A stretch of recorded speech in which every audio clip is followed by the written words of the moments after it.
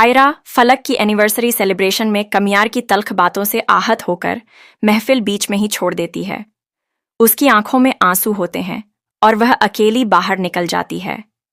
यह मंजर खावर चुपचाप देख लेता है और हालात का फायदा उठाने का फैसला कर लेता है। वह बिना किसी को बताए आयरा के पीछे पीछे निकल पड़ता है। सुनसान सड़क पर खावर अपनी कार आयरा के सामने आकर अचानक रोक देता है।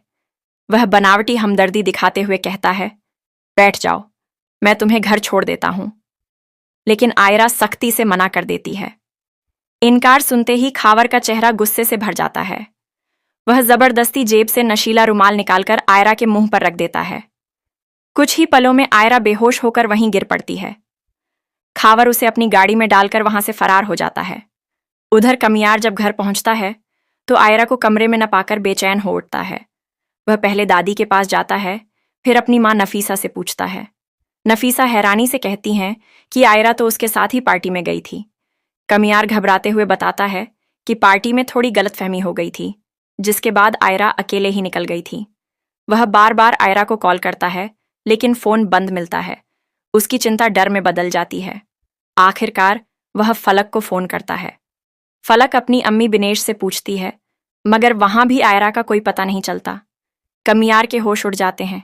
शक की बुनियाद पर वह गुस्से में फरिया के घर पहुंचता है और उससे आयरा के बारे में सख्ती से सवाल करता है।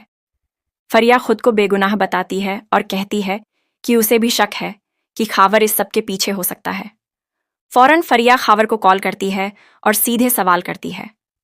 खावर घमंड से हंसते हुए कबूल कर लेता है कि आयरा उसके पास है। कमियार इशारे से फरिया को लोकेशन पूछने को कहता है, लेकिन खावर चालाकी से कॉल काट देता है। कमियार अपनी पहुंच और ताकत का इस्तेमाल करके थोड़ी ही देर में खावर का ठिकाना पता कर लेता है और पुलिस के साथ वहां पहुंच जाता है। वह दरवाजा तोड़कर अंदर घुसता है और खावर का कॉलर पकड़कर उसे काबू में कर लेता है। गुस्से में उसकी अच्छी खासी पिटाई करता है और फिर पुलिस के हवाले कर देता है। इसके बाद वह आयरा को बंधनों से आजाद करता है।